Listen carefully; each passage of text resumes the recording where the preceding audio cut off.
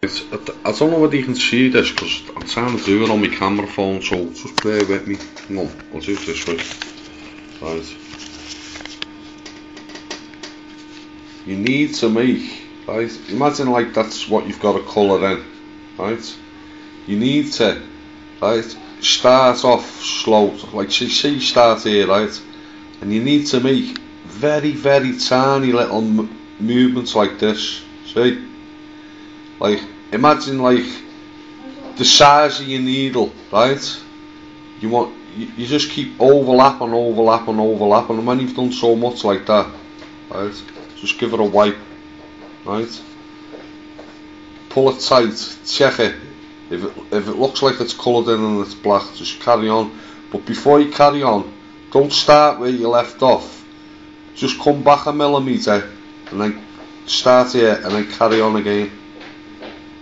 Right? And just keep going like that, and every so often, right, just stop, give it a wipe, right, check it, right, go back again over it a millimetre or two and carry on again, right, till eventually you sort of like get this area done, right. Then step up a stage, go above it, and then start again. Now when you start again, right, come back a millimetre so you've on what you've already coloured, right, and carry on like that and do the same again. It's a slow process if you're using round needles, you know what I mean. With the likes of rakes and magnums and all that, right, you can't do that motion, right. The motion you do with rakes and the other ones, right, is pull the skin tight, right, and you hold your gun that way, right, and you push up like that,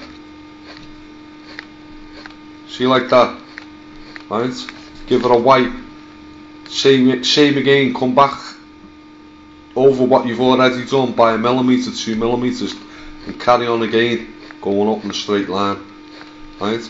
If you're trying to fill that area in and you're using rakes and straights, right, good idea is to use a round first, right, colour in that type of method and go round it, right, round the outside, just to give you a bit of depth, right, makes your outline thicker. Or another way you can do it is to use thicker needles for your outline. Instead of using like 1 or 3 needles for your outline, step up to 6, so it makes that outline a bit thicker, so when you come to the edges, it's a lot easier to do it, and it saves you going over the edge onto the skin you don't want it, if that makes sense. But to put the colour in, you need to stretch.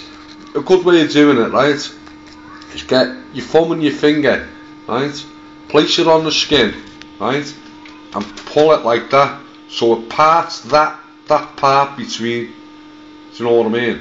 If I just move the camera, I'll show you what I mean. Hang on. I might run out this. I don't know how the fuck I'm going to hold this. I'm going to show. Angie, here a sec.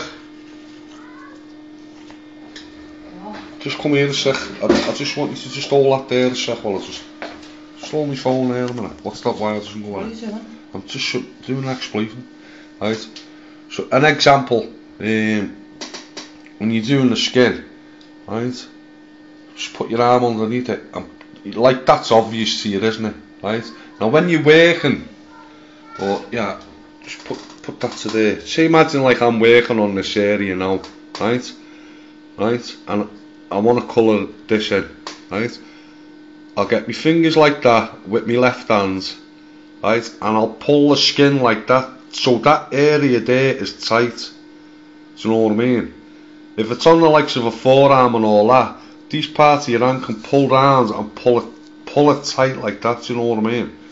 But if you're working on a small area and you're getting the colour in, pull it like that, right?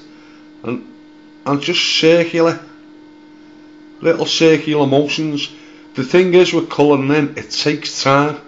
Once you get the hang of it and you know what you're doing, you get faster, you know what I mean? But before you can run, you've got to learn to walk, so if that makes sense, yeah.